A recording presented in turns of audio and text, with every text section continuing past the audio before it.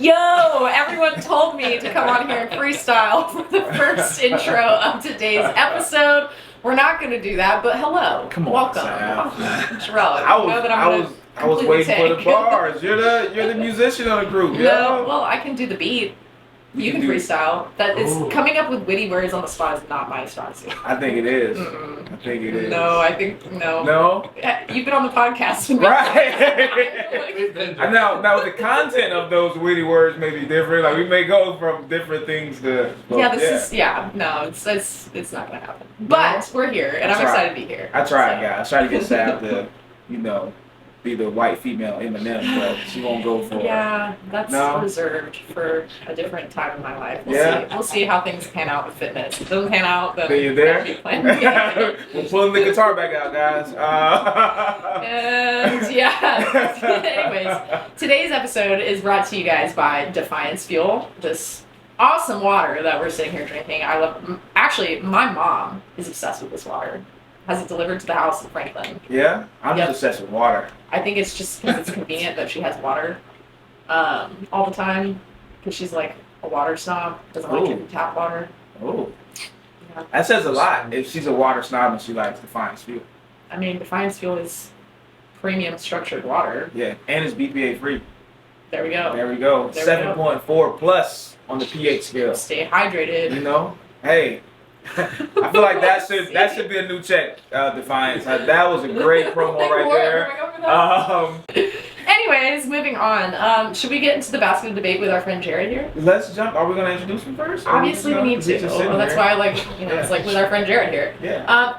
We are here with my friend Jared, who we met in December at a functional kettlebell certification, where actually Anthony, one of our guests that's been on, his episode just came out, but he also was at that kettlebell cert, and that was a great time. But Jared's a very unique individual in the fitness industry, and I'm excited to get into your story and his mission with fitness, and we will get into that. But first, Jared, we do this icebreaker sort of activity to open the episode up called the Basket of Debate, and it's essentially, I didn't need to pick it up. Shift it. But it's fine. We'll shift them around. It's fine. We'll shift them. Your pre-workout. So we're each going to grab one and read it. And it's just meant to be fun. Like some of them are like across the board, we all agree. Some of them we actually debate. And then we do another segment, which we'll get into later, called Shift Your Intellect, which is not debatable. It's just a fact. Right now. But here lately, they've been very debatable. Yes, they have. So, I proofread today. Terry thinks he's funny. So you can grab one of these, and then Gerell will grab one, and then. That's an awesome basket, by the way. Isn't it? It's pretty infamous. I mean, it's been on the news. It has. It's been it's kind of locally famous. Yeah. Mm-hmm. I think it's on Instagram. Does it? I was like, did you create one? No, we should. That's how things start. I mean, when I think of underwater basket weaving, that's just wow. Yeah. There it is. I think of honestly, old school church ties. Yes. I don't know. In the white church, did y'all have those baskets? You should put some felt at the bottom of it. Yeah. Wow. Wow. Y'all had felt. We didn't have. Yeah, we didn't have That's felt. crazy. We had Basket debates is right. just sitting there intimidatingly. All right. Are you gonna go first, Jared? Yeah, I need to look at it actually. And I guess I do the question: is it better to be the superhero or the villain? Actually, great question. Well, I'm gonna let you answer. Or is it more like I don't know how that works. Yeah, I mean, I'll say the first thing that comes to mind is that phrase from Batman where it says, you start out as a hero, but you live long enough to become the villain. Yeah. Yeah. It's kind of like, would you rather just be notorious for something? Right. It's a tough one. I mean, in reality, gosh, we could go deep with this. I don't know that I want to go that deep. Hey, go wherever you want. But that's why it's the basket of debate. No, I don't know.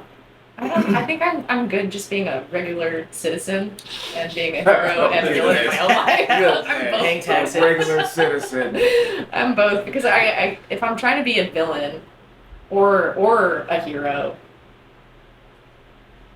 that's a lot of responsibility. It's like I already got taxes, business. What? I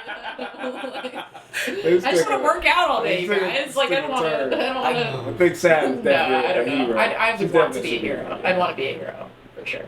I guess I'll lean into the another old adage, which is what if you're doing something right, people will be mad if you're doing something right. You know? So it sounds like if you're making waves, somebody's gonna get frustrated about it. Yeah, you're gonna be somebody's villain. You'll be somebody's villain. Yep, you're gonna So be how about both, that? How no about matter that? what. Yeah. So I guess I'm the only person who's going to answer this question because you guys Yeah, should go we're to going- politics. Yeah, we're going way too Neither one of you answered the already. question. He's just giving me quotes. He's like, well, Batman. I think he's being I guarantee you, Jared is completely superhero. Yeah, he's superhero. Yeah. Oh, that's why he didn't want to answer. Oh He's yeah, like, yeah. Wait till you hear him talk more. I'm gonna be honest with you guys. I think I want to be a villain. Yeah. Yeah. Why? Mhm. Here's why. So, I don't know if you guys know who Don Miller is, but Don Miller, he's a entrepreneur here. He's in Nashville now, but he has a quote where he went on like a 2-minute rant about the difference between a hero and a villain, and he says the difference is the origin story, like what happened. Mm-hmm. Everybody has an origin story, so it's like what happened to, and based on what happened, how you dealt with that, people see you different. When I think about Batman, that's literally where I went. I was cheering for Bane. Like I was like, yo, he's not wrong. Bane's when you look at most villains, they're not wrong. It's just how they chose to handle going about whatever that was, right? When you look at Thanos, he wasn't wrong. See, he wasn't. With it too. That's why I couldn't answer the He question wasn't- because he it's wasn't not wrong. all it's chalked up to be a superhero. Yeah. Because superheroes aren't perfect people. They don't ask questions. Superheroes just come and say they don't say, hey man, why are you out here tearing stuff up? Like what's going on? And I can say, yeah, good point. right? The villain usually has a long monologue about This the is what world I'm is doing, against I'm doing. me, and it's like, well, the superhero doesn't care. It's like I just gotta stop because you're tearing the city up. Yeah. Right. The actions I would not choose, but I totally agree with you about the And backstory. see, I would choose the actions because sometimes you gotta tear some stuff up. Sometimes it's Not okay. kill people, but okay. You know what a great example is to me is during the Black Lives Matter movement when people were destroying targets and things like that, and when you step back and understand why, it makes a lot of sense.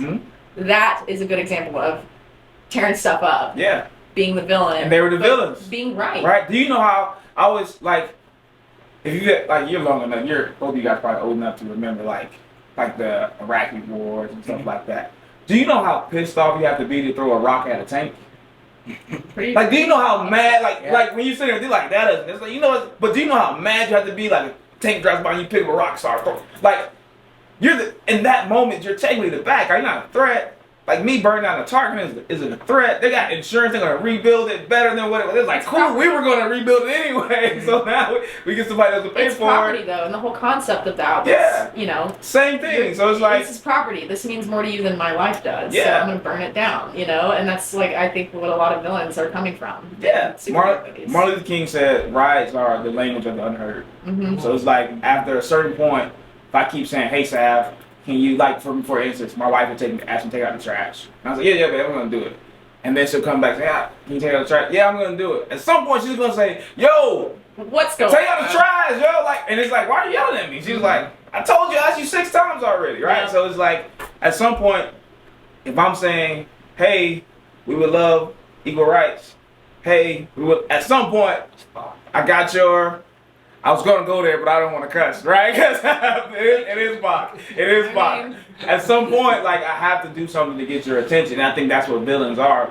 They've been saying it. They've been saying the same message the whole time. Yeah. The Joker, before he just went crazy, he was saying the same thing, and then it was That's like, why they come out with movies about their yeah. backstory. And it's like, oh, y'all not gonna listen? Cool. So now I start taking people, and then I start. They're making their point because they're not being heard. That's such a good point to make. Yeah, I'm so glad we got into this debate. Yeah, Trent. Me and you gotta, we're gonna get a drink. Trent said, he just quoted Tupac over here. And I don't know if you guys can hear it, but I heard a it. lot of stuff. Trent is a very cute person. I love it, man. I love it. I love it. Pac is actually my favorite rapper. That hasn't been the best debate one time. Tupac or Biggie? Yeah. Yeah. We can't do it now. Okay, I see it in your eyes. You're ready. ready to go there. You're like, No, I'm not. Oh, okay. Because I love them both, but not in the way that, like, you know, I can debate over it Okay. about, I don't think. Okay. Are we ready for the next Ready. one? Okay. True or false, I guess. Leftover pizza is better eaten cold rather than reheating Nah. it. No. Nah. You know, Nah. I have had this debate with several people. Nah. Woof, woof. Yeah, I think I would have to go with heating it. I think at the end of the day. If I have the option, I'm gonna reheat Yeah. it. Air fryer. It's same pizza. I don't understand. People are like, oh, cold pizza. I'm telling Air fryer. Well, that's usually cold pizza is like drunk fraternity dudes. Yeah. Like the next But people morning. then like fight for their life to defend it later. Because you it's know? delicious. Everything's good when you're drunk, Sav. You know that. Right, Or hungover. Like, it's like, no, it's great. Why I is promise. it on an occasion that you're not hungover, like, oh, cold pizza for the win? It's like, no, you're not hungover this time. You can heat it up. It's like, Bro, it's oh, okay. cold It's pizza's like- better. And I'm Like like, 40 why seconds, are you you're good. You're in on it? Like, there. I mean, there's even an argument that reheated pizza is better than the original. I agree that with was that. the case. yeah. I don't really use microwaves anymore. When I used microwaves growing up, at least a time ago, I think if it was Pizza Hut or something like that, Nah, fresh pizza Sometimes. is like, but it's been a minute. yeah. Yeah. Sometimes it gets there not hot though. It's like kind of like lukewarm. You're You like, seen And I'm not talking about like a nice pizza place. I'm talking about like Domino's. the days back when I would get Domino's. Yeah, or yeah, something like that. yeah. But definitely not cold. If you were to reheat it now without a microwave, how would you reheat it? Toaster oven. Okay. Air fryer. Air fryer. Air What? fryers are so clutch. They keep the crispy edges. Oh, yeah. Man, come on. Oh, yeah. Let's be for real. Let's be Oh, yeah. Yeah. Those things are pretty cool. Yeah. I've seen them. All right, you ready? Last yeah. one? All right. Corner brownie. The corner of the brownie is better than the one in the middle. Depends on who made that freaking brownie. I hate that question. It bothers me. Wow, it bothers me a lot. I think I think They no. think you made it. You Never. finally made Sav mad. Like, what? I've had some good. I care about the corner piece of a cake too, about pizza, but like. Nah, corner piece of Brownie. the brownie is superior. Because you get What? crunch with the chewiness. No, it You depends get on, the like- crispy it's the edges. texture you want. Yeah. Yeah. Especially if you have ice cream with it, What if you it's have a gonna be. perfectly like just I think I've just had too many homemade brownies that are like. You know? Were they the corners? Or you were The in the corner center? sucked because it was only crispy, and you're like, "Where's the gooey goodness?" Fine. So This is the corner. Exactly. That's what I'm saying. Yeah, if it breaks up too easy, that could be a sign. But Yeah, it was. Yeah, no. I just think the center is like the gooey part because that's where all the chocolate, like the melted chocolate chip, is. You know. if you take that same Find out. question and you apply it to cinnamon rolls, does Oh, it's anybody easy. pick No, outside? no, I mean, it's No. easily the center on center. but this isn't the easy basket. This Yeah, is it's the basket of the Yeah. bake. Yeah. It's the basket of the Yeah. bake. Look at easy button reference. Right. All right, let's get into this podcast and talk about more important issues than the corners of pizza and brownies. Oh, no, I think that's- clearly you're pretty passionate Honestly, about like that. We saw some problems, Right. That was the most interesting one. But then when we get into food, it gets arbitrary. But anyways, so Jared, I met you at the kettlebell certification, and so we clearly know that you use kettlebells, but you don't just use kettlebells. Tell us more about like how you use kettlebells, and then we'll get into other stuff. Yeah, thank you. And I appreciate you guys for inviting me here. Yeah. So, that was a fun certification. Our buddy Clifton Harsky did a good job there. Yeah, I do a lot of things with kettlebells, and I guess I was fortunate that Clifton wanted me to share some of that when we were at the certification. But probably the thing that stands out is just as much to see it is probably the name of it, which is kettlebell juggling. So usually when you say that, people a lot of people don't even believe me when I just say it if they haven't seen it yet. But yes, I am definitely familiar with throwing the kettlebell in the air, having it flip end over end. And even more so with the fact that I just continue to get increasingly satisfied and it's definitely an addiction / obsession level of fitness that I didn't even have even in my past from having various different athletic.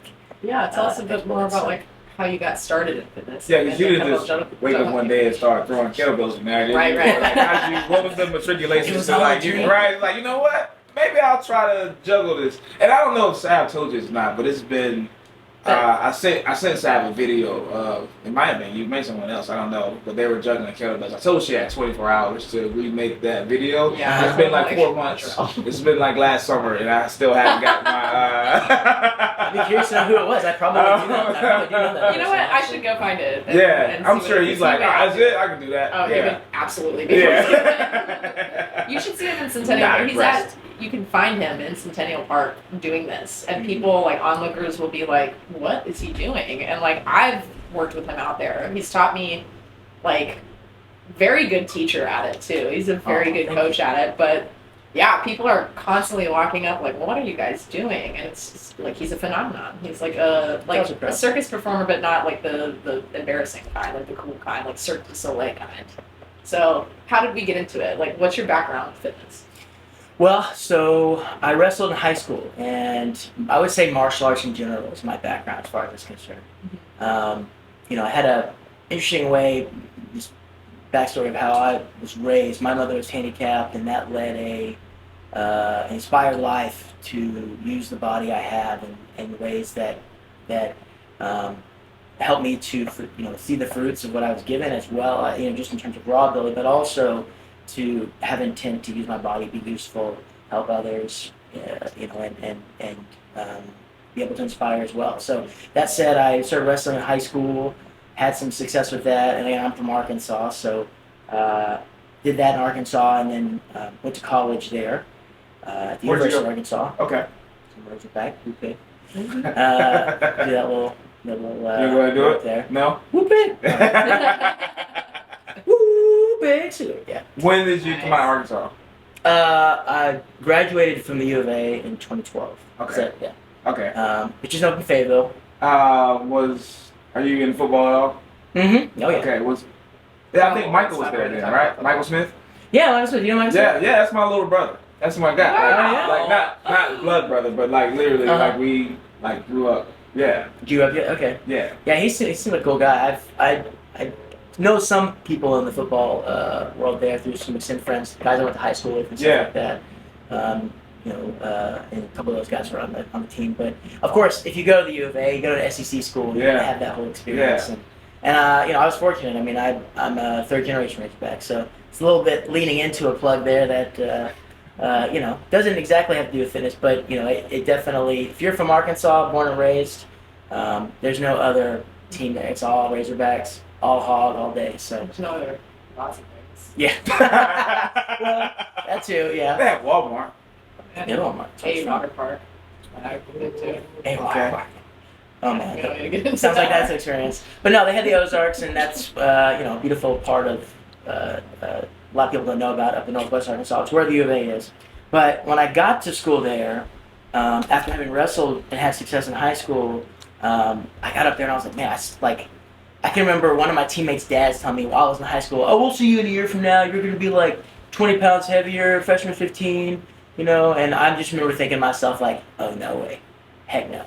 So when I got up to school and got up to U of A, I went to a wrestling club, which was small and just not really going anywhere, I don't think. And so I still had this really deep hunger to keep my fitness, keep my exploration of especially like combat sports going, because I really sunk my teeth into what it was like to wrestle. So I found a gym off campus that was not wrestling, but was submission grappling. That's where I learned like catch wrestling, and I learned a bunch of martial arts. I learned Kali, JKD, Wing Chun, did Muay Thai. Never heard of those things until Muay Thai.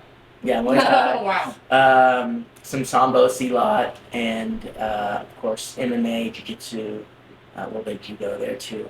And basically what this was is Jim called it Fans Academy for Martial Arts. It's not there anymore, but my old instructor, Seafood Mark McFan, still trains folks there and is about to have a UFA camp, annual camp that he has in March. He's about to have that upcoming. But yeah, I basically dove into this little gym off campus where these dudes were doing some really hardcore stuff, especially for me at the time, because this is back when the UFC was really just kicking off, and I had no intention of ever fighting.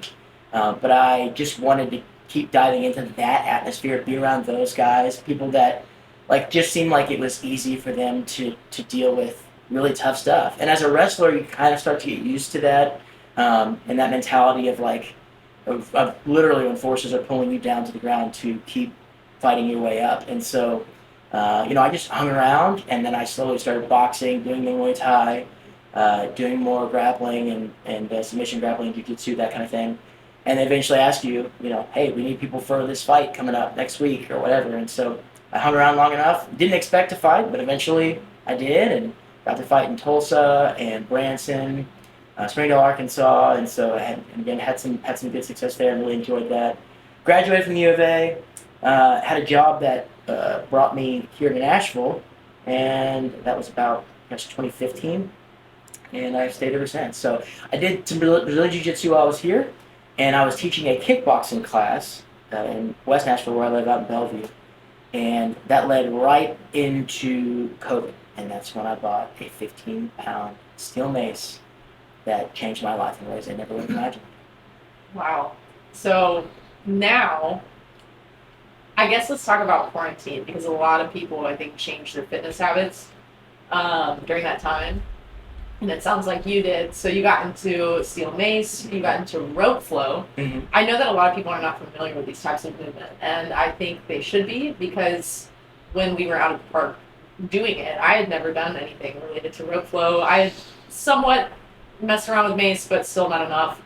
And I know kettlebells very well, but in a very different way than juggling. And all three of those things that we did in the way that Jared does it were completely new to me, but very freeing in a way that's like, you kind of forget about the fact that you're working out, which and I'm not saying that any other type of movement and working out, obviously, I like thinking about the fact that I'm working out. I like knowing that I'm moving my body, I'm working it out. But when I was out there, it was more like play. And there's a quote that I love, and I've carried it through my fitness career, which is, we don't stop playing because we grow old. We grow old because we stop playing. George Bernard Shaw. And I love that quote because it's so true in a very metaphorical way too. If we stop being imaginative, being creative, it really will bring you down. It will make you I guess, more negative person. It can really stunt your growth as a person. And so when we were out there doing that rope flow, it does require coordination, but it's almost like you're connecting with yourself in this way that's you can't do with the way that I use kettlebells. You can connect with yourself in a great way that I will always be doing with kettlebells, but the way we're using the rope and the mace and doing kettlebell juggling, I've always kind of written juggling off and being that's not me, I won't do that. And I'm not gonna make it my niche all of a sudden, but I did really open my mind to it because it just felt good. I felt amazing after that session. And I didn't want to leave. Do you ever find yourself you commit to something, especially we hadn't known each other that long, we had never worked together, had just met in December, he invited me out to the park. And if you ever make plans, and if you're anything like me, kind of introverted and extroverted introvert, you're okay, I'll make this plan, and then an hour and a half, 2 hours, and then I have to go, but that's anything I do, no matter who you are. It's not the person, it's me. And I did not want to go. I was in no rush to leave. And I was when that's happening, you're in this state of flow. You're in a state of enjoyment where you don't need to leave. Nothing outside of that. So I think it would be a really beneficial thing for more people to know about. So tell me about where do you want to go with it? How do you because it's become this it's your thing, and it's you're constantly out there doing it. You're almost every weekend, whenever the weather is nice, whenever you can get yourself out there. Absolutely. Where do you want to take it, and what would you like people out in Nashville and beyond to know about it? Yeah, and I appreciate you sharing about your experience. I had a lot of fun with that. It was so fun. It was a good time. And for people that are listening to this or don't otherwise know, essentially, where am I going to go with it? Well, I've noticed nuances between using ropes, steel maces, clubs, and by clubs, that's not a golf club. That's basically a short, usually a steel, cast iron variety. It looks like a thick stick, basically. And you don't hit people with it. And I don't. No. And then maces are basically a longer version of a barbell with essentially a little metal ball at the end, or a big one, depending on what size you're using. 70 pounds. which could be the case sometimes too. But either way, what I do is I use all of these tools and I move them along the 3 primary planes of movement, the sagittal, the frontal, and the transverse plane, minding my P's and Q's, maintaining tall posture, and observing and learning the variations of ways that you can manipulate and move this tool around your body. The thing you ultimately learn, a little bit like Matrix, you aren't the spoon. It isn't the spoon that bends, it's you. It's like you are the tool. And you learn how to use your body as a tool to be able to have a relationship with these things moving through space. And so connecting back to my martial arts background, like for example, when you're wrestling, when you're throwing somebody, there's a connection that you have where there's a delayed effect. You make a motion, you move your hips into a place, and because of your position, the person is going to basically be moved in a delayed effect where you're landing, intending them to go. And the same thing works with these tools. Like when you say rope flow and you're talking about it here and describing it, that's a manipulation of the rope around your body, but you don't always jump. And so what that means, you can jump, but it's an efficient way to move because you're constantly using your posture to do the work. So it's always reinforcing you to have better posture, but also all of your connective tissue and everything in between, right? So ultimately where I want to go with it is I want to really just offer people another option, another avenue by which they can explore a satisfaction of movement and fitness and what have you with their body. I don't spend any time, basically I don't spend any time saying don't go and do this movement platform or don't go do that. I've personally had a lot of experience with many modalities. I've done conventional weightlifting when I was in high school, or even before wrestling in high school. I played all the conventional sports, or at least attempted. I don't know that I was good enough to be on all the teams, but I did I've done my several bouts of off-season training, conventional weightlifting. I've done CrossFit workouts, and I think, I've had a journey just like anybody else has, where they find what they like, what works for them, and with that martial arts background, I kept a hold of that for a long time, and as it's gone on, I've just found so much satisfaction, both in terms of how I feel when I'm doing it, the type of body that's giving me, because my body feels great. I can do it every single day. It can be very meditative. There's something very strange about moving steel and objects around your head, but when you can find a comfortable relationship with that, it helps to soothe and settle you down, and that also leans into an expressive element, which I think you even found some of that while you're out there too. It's like you're laughing and smiling and you're moving and you're like moving with the music, and you don't even and I can't tell you how many times I just get lost in it. So my goal is in whatever nugget makes sense for somebody to receive a part of that, and however much they use it in their life. It could be a little bit. Some people will just use a little bit of ropes or just swing a little bit of mace. They don't have to flow. They don't have to, you can swing maces and clubs and just have 2 feet planted on the ground. And actually, I'm soon to release a program where it will teach everyone how to perform every swing with a steel mace with 2 feet planted on the ground. And so that's an avenue that people can go. It's not flow at all, but either way, exposing them to it and giving them a chance to have another tool in their tool belt for the way that they want to use and move with their body. Yeah, it's dope. And I think there's a lot of key points that you hit there, like that across the board, like finding what you like, is how you can stay consistent and have an actually healthy lifestyle instead of okay, I'm going to do these workouts and then hopefully I'll be in shape and then I can go back to what I was doing. So a lot of people think that way.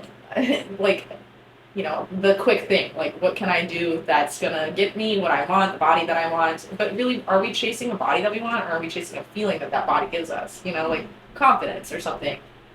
But 2, I like the idea that you mentioned, having your body be a tool, because and then how it's become this hypnotizing thing. That's, I'm sure, how Gerell feels when he's working out. That's how I feel when I'm working out. And when you find the thing that works for you, the thing that you enjoy, the thing that empowers you in the way that you need to be empowered, and you're not listening to necessarily what everybody else is telling you what you should do. I love that you said, because I like to think I'm the same way. I'm not so focused on telling people what not to do. I would rather tell people what I think I like to do, and you should try it.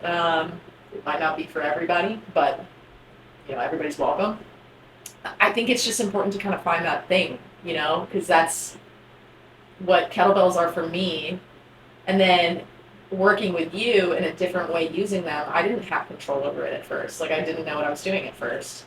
But once you find that like rhythm with it, and rhythm is a big thing for me in what I do with fitness. I have to think in rhythm or it doesn't work. And it helps me connect to it. But I'm a music person. I don't know that everybody would connect that way. And you know, out there with the rope, like there was a song playing and I was doing what he had just taught me to the beat. And like I could have done that for hours. Like I don't know how sore I would have been afterwards, but I know there's plenty of times I've been using kettlebells in my way when I first started and I found the rhythm of what I was doing and I'm like, I could do this forever, even if my hands fall off. Like I'm having so much fun. And that's, I think, the important thing about fitness is like, yeah, there's a ton of things. And yeah, you don't always have to like do what everyone else is doing, or you can. But find something that you enjoy. And just for a minute, put out of your mind like, okay, is this gonna give me a 6-pack of abs? Okay, am I gonna look good in a bathing suit? Okay, am I like, put that aside for a second. And then find something you enjoy. Then I really think it's much more possible for you to achieve those things. But anyway, do you have any thoughts, Gerell? Yeah, I got a couple. First question is like from a functional standpoint, like how do you feel like that helps you or would help me or any other person that decided to start to use a mace or I know kettlebells, but we'll say mace and what is it? It's just a rope, heavy rope, And club, yeah, I'd say. Like how would that like what would be the advantage of training that way? Sure. So, you know, one thing that I think both of you probably even experienced for yourself is like modern living is generally just terrible for human physiology. It's like almost designed in the opposite way. You know, we're talking about phones. Right it's like everybody is hunched over, everybody's looking down. You know, and this is one of the first things that comes to the top of my head because the truth is when you're swinging, for example, a mace or a club, the apex of the swing is when your hands are behind your neck. Your wrists will then, as a result of being pulled down by the weight, be down by your neck and by your shoulders, which makes your elbows go up and it lengthens your spine. So as a result of just performing some of the most standard basic movements with a mace or a kettlebell or a club, or even a kettlebell, you know, and you would call these movements like a 360 or a shield cast. And I know that doesn't necessarily make sense to anybody who's not familiar with it, but you know, you can think of 360, you think of circle. And so you're basically drawing these circles that really take your body through a compressed and then an extension, a compression and an extension type of movement. And every single rep performs that function. So I describe it a lot as like an accordion that's happening to your body very naturally, like through nature. And once you learn the skill behind just understanding how your posture is supposed to be while the tool is moving around you, it becomes very gentle, very low impact, and you can get in lots of reps. In fact, you know, with a light enough mace, 10 pounds, 15 pounds, when you get better, even 20 and 25, you can get in, and I'm not kidding you, thousands of reps. And so you can stand 2 feet in one spot, do hundreds and thousands of reps with a steel mace, and it's taking your whole body through this accordion-like motion. And oftentimes when you get into those high volumes of swings, it's kind of like running a marathon or running long distance without ever taking a step. It's a very strange feeling, but it's very satisfying, very low impact. And then, you know, and I'll just say this too, another thing is that a lot of people today have shoulder issues. A lot of people have... It's one of the most common injuries. Very common. So we definitely have shoulder You just want to talk about what we talked about off air. You can just, you know, you don't have to ease that in there. I mean, of course, I'm not the most, you know, especially in my shoulders, mobile guy. So I definitely think there's some, you know, probably some benefits in there when it comes to like just doing things. Like so for me, I train mainly for performance. So with that, I train in every plane of motion as well, but it's not necessarily in a flow like circuit, if that makes sense, right? And so how would that translate, or does it translate, or is it like, so for you, like, is it something that you just do only, or do you do this in addition to other things? So I do. So I answer the second question, I guess, first. At this point, I mean, I use those 4 tools: ropes, mace, club, kettlebell, primarily. Now, I still work with the barbell. Yeah. When I work with the barbell, I do 2 things. I usually either do landmine, the landmine press. Mm-hmm. There's a system called landmine use specifically. Mm-hmm. I love the coiling core. It feels great. The asymmetrical loading of the coil. I don't know if you've heard of this. It's really started with David Weck and Weck Method out in San Diego. And then Alex Kanellis is the one who developed this in concert with David Weck and David Weck's concept of the coiling core. Essentially, it provides landmarks to explosive structural movement that is, I would say, asymmetrical. It's probably lateral or what have you. Asymmetrical movement that is good for the spine and helps create rotation with explosive movement. So I do a lot of that as well. Really enjoy that. That's probably something I would say falls much more along lines of typical strength training. But in a more general sense, it's like, why flow, or why focus on trying to have fluid movement that connects one to the next? And much of that is really comes out of my martial arts background. When I think about boxing, for example, you don't see a boxing match where 2 dudes look like Rock'em Sock'em robots with their feet planted doing this when they punch. Right. They're moving, they're slipping punches, they're blocking, they're rotating constantly. It's like a constant dance. When you watch it, when you really sit and study it, can be like a really beautiful thing, right? Mm-hmm. And so I would argue that developing the skills of learning how to have a relationship with these sometimes very heavy tools through space is a relationship that will help you as you deal with anything that happens in life. Humanity, humans are probably some of the most randomized experiences you'll have if you have to deal with, God forbid, an attacker or somebody that's trying to do something to you against your will. Stumbling on the ground. But even rolling your ankle is unavoidable no matter how fit you are. It could be stumbling on the ground. It could be a car wreck or an accident. Mm-hmm. That's what, they say judo. Like my martial arts instructor in college flipped end over his motorcycle. But in judo, you learn how to fall. And he naturally used his free arm to slap the ground and was able to disperse the energy through it and help to shield that fall. So yeah, I mean, and natural disasters, accidents, essentially giving your body the chance to get pushed and pulled in basically every crevice of range of motion that you can think of, while still maintaining control, maintaining your tall posture. It's not only good for building that structure in your fascia, your joints, ligaments, and tendons, but also in your nervous system. That's where kettlebell juggling comes in handy, because when you start flipping the bell, the heavier the bell, like 16 kg, 35 pounds is probably the most common size of what they actually compete with in original kettlebell juggling, which is a 100-year-old sport in Russia, by the way. But when you start flipping that bell, the faster you flip it, the more torque there is, and it hits your hand and immediately connects, and so that definitely makes a strong connection with your central nervous system and your motor function, for sure. I want to go back to, from a mobility standpoint, what you were describing with the mace and how it comes behind you and your spine is elongated with your elbows up and you're constantly moving like an accordion, like your spine is compressing. And I want to highlight the importance of that action right there, because what is that actually doing is it's hydrating the discs in between your spine. So you have those hard vertebrae, and people, as we age, just naturally, because of gravity and the way that we live, we sit, we drive, we, lift things, and then we train to be stiff around our core all the time. And, even the fittest of people train that stiffness, and I train it, but then I also train the spine to move in how it's designed. It's designed to flex. And there's not going to be a time that I'm going to bend over like a bend and snap, naturally, it's like I'm hinging every time. I'm going to be a human, like you're describing. We are unpredictable. We move in unpredictable ways. It's how we're designed. So why not train that way? And what you described with the spine moving that way, I want people to understand how important that is to the longevity of your body.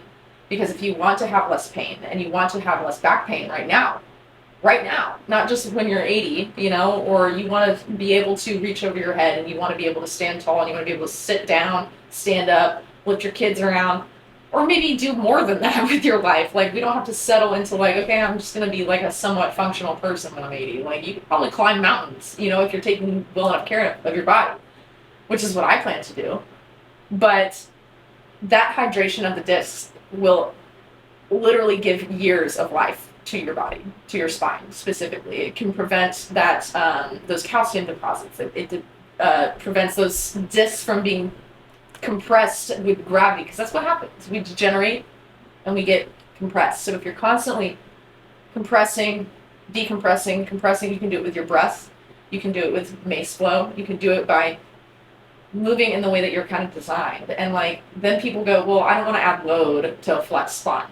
It's like, why not? You're going to at some point in your life, you know, like, even if you're really skilled at lifting, you know, like, you're going to pull something with your back flexed. So why not prepare yourself for that? You know, like, And we say you are as young as your spine. mm-hmm.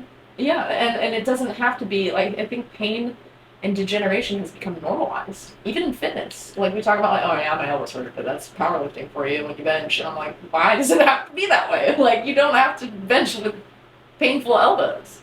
You can fix that.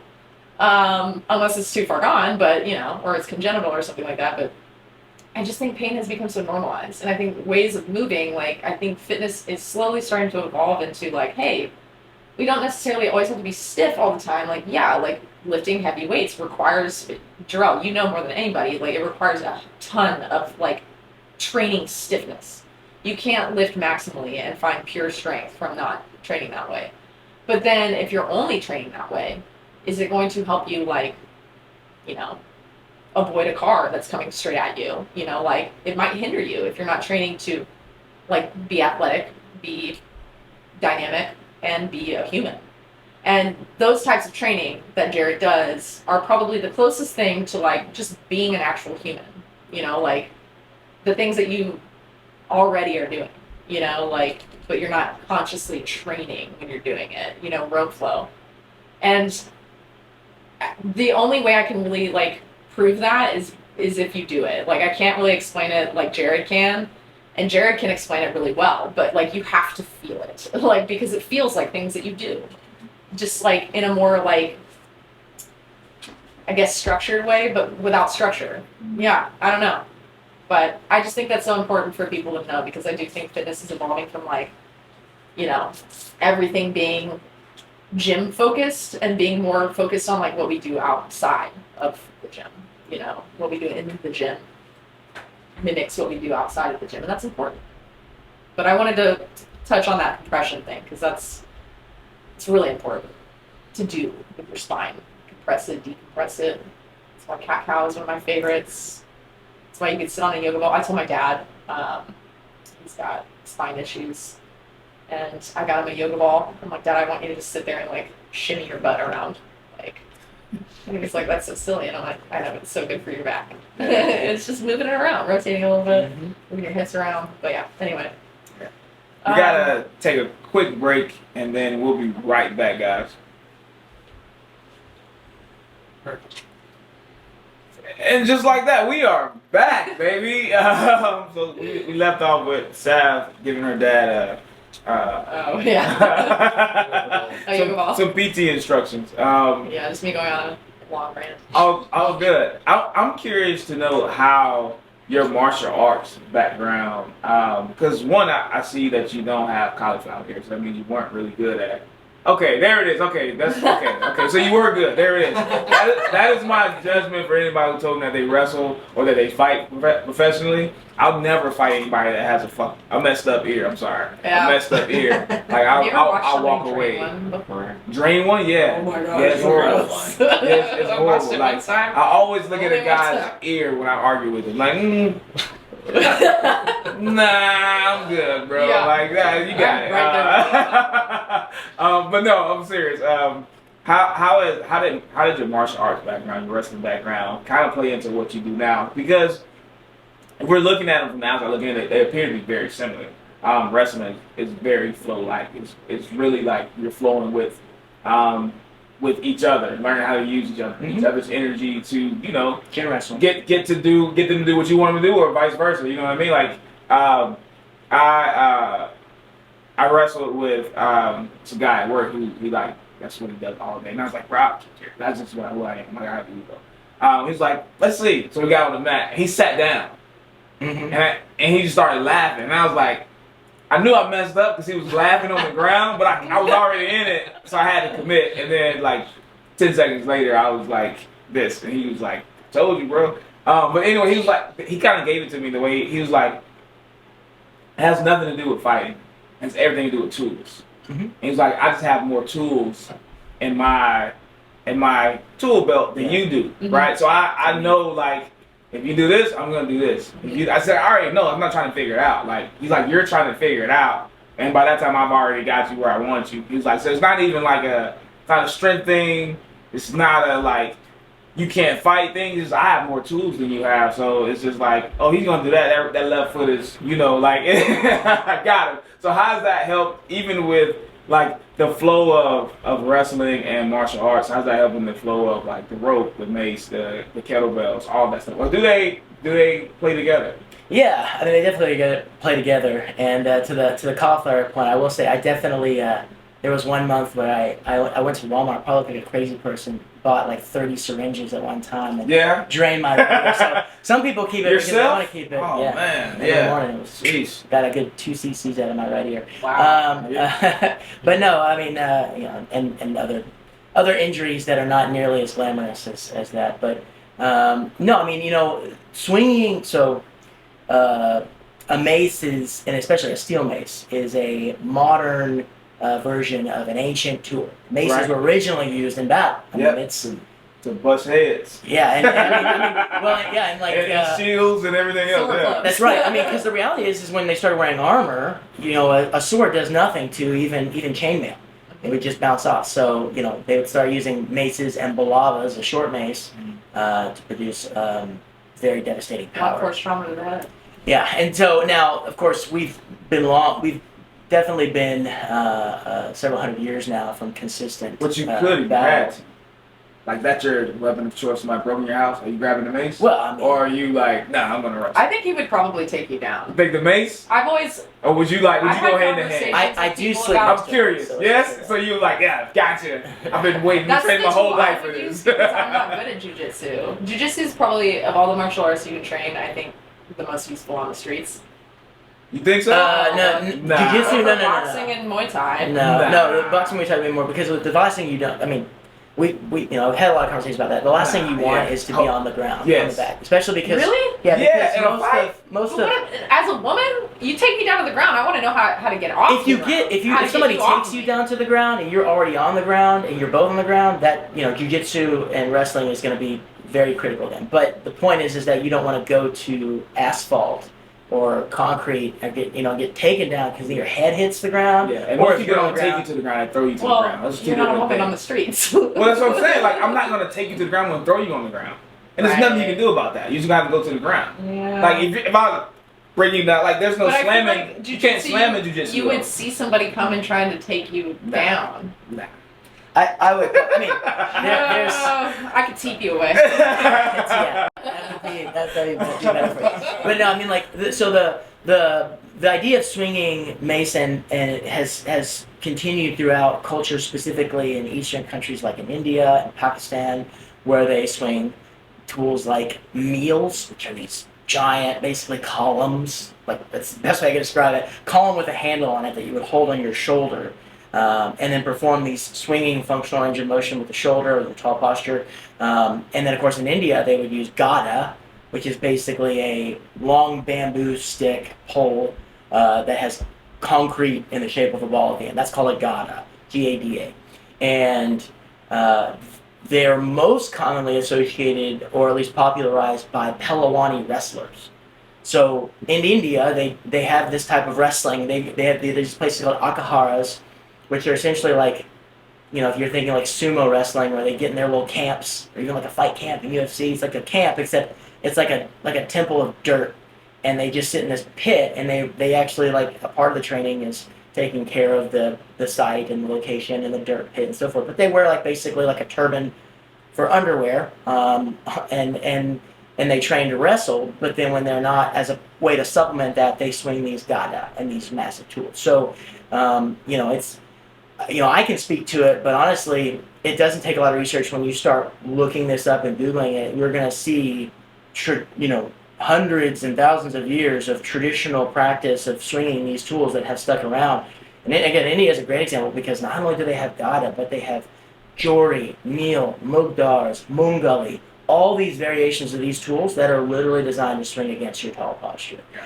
So the idea being that you're going to have a relationship with somebody or something pulling you off of, because you want to be standing tall. The guy that's standing tall, is going to have the high ground, have a better chance. So that's really the way that they've used these tools to supplement the training, and also you can control the effects of, say, how much you get hit in the face, right? Like, that's why I think kettlebell juggling also mixes in with it, because it can train a kind of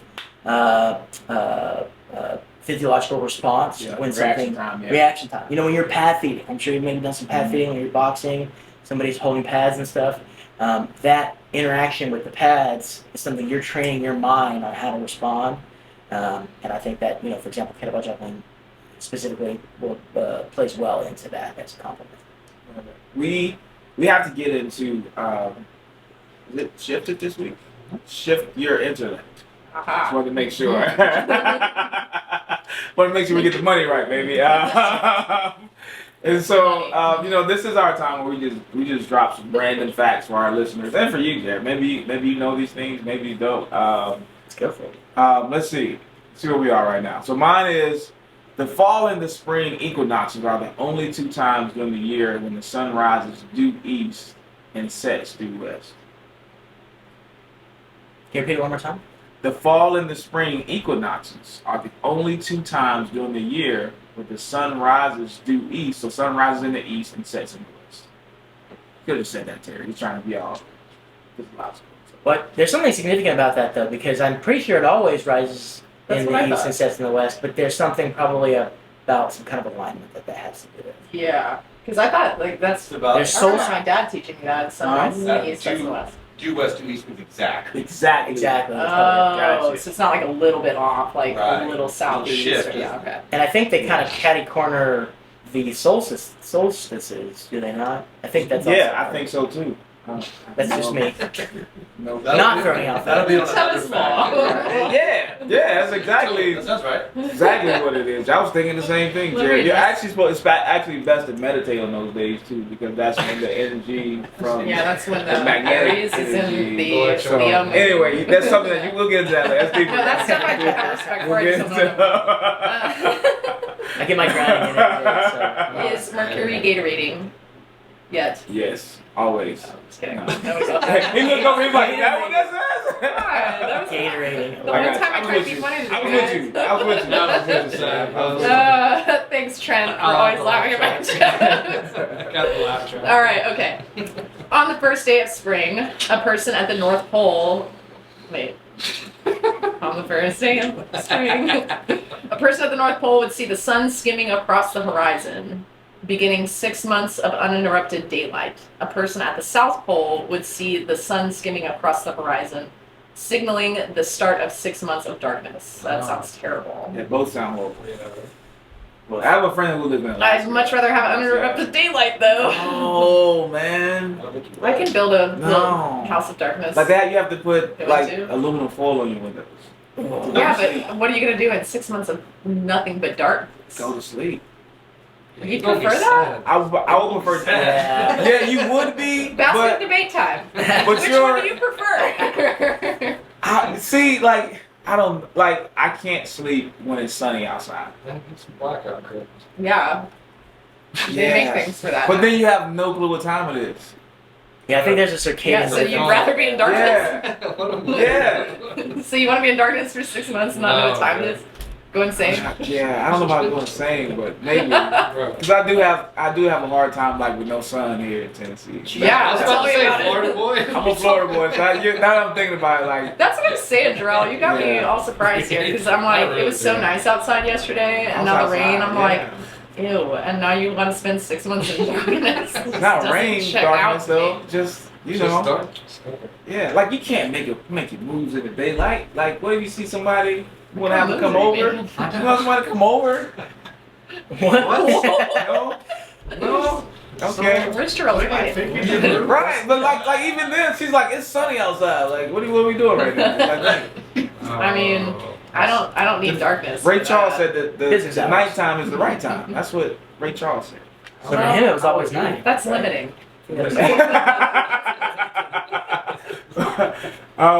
Anytime is the right anytime. time. I'm with you on that. I'm with you on that one. You get some afternoon delight for 6 months. Oh, I really don't like myself on this episode.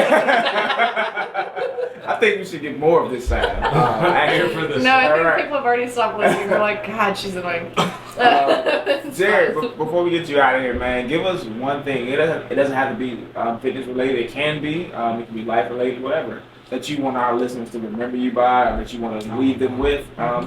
Just one little thing. We like to have y'all have the final word. I appreciate that. Yeah, and again, thank you guys for letting me come hang out with you guys. Always, man. Some fun nonsense. Oh, happy to be back. And yeah, I would definitely do that. You know, I would say that whenever you're doing something new, whenever you're doing something different, you're always going to run into adversity, not only because people aren't used to it, but because you may find that you're alone doing it.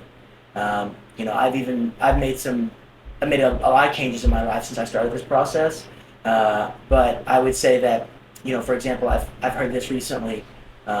When somebody is leaving behind or transitioning from, you could say it's an old group of people, maybe a small town that they came from, and then they are setting their sights on something bigger or something that they hope to achieve, a bigger goal, and that people around them maybe don't understand or their environment doesn't understand. There's going to be a period where you're going to go through and you're going to be alone. You're going to have to transition through from where you were to where you want to go. The people that you used to spend time with or the places that you used to frequent are just going to be different from where you're going to see your goal in the future. So, you know, I am deeply, intimately familiar with that process, and ultimately to anybody listening, I would say keep going. You know, if there's something in you that despite, you know, maybe having 1 or 2 or 10 cheerleaders, maybe you've got a lot of folks in your life that love it, but even if you do, whatever it is that you're doing, there's going to be many periods of loneliness and times where you're going to doubt yourself.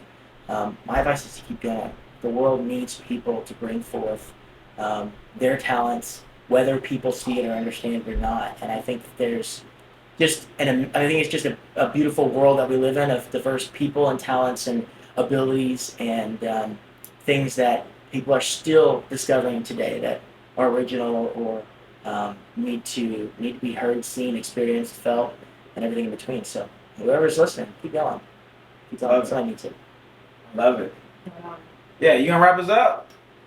Yeah. Guys, thank you so much for hanging out with us today. It's good to be back on the NFM pod with my homies. And yeah, thank you to our sponsors, Defiance Fuel and Shifted, and many more sponsors that we will mention. I've mentioned, but have a great day, you guys.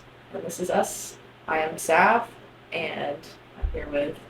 I am the Gerell Webb, and I'll talk to you guys He's next time you making press fun of play. my outfit. And scene.